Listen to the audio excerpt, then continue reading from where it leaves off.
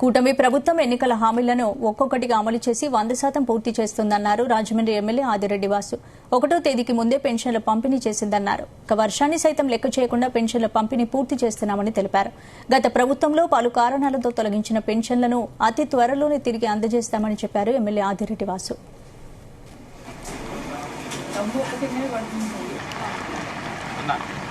చూద్దాం మామ కూడా ఎలా రాయాలో చూద్దాం.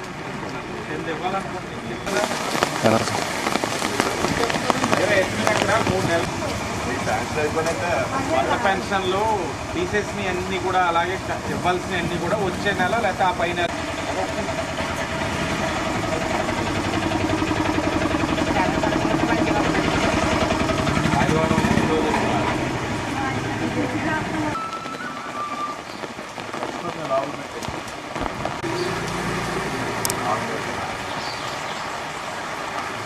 మీకు ఇది ఈరోజు 31 రేపు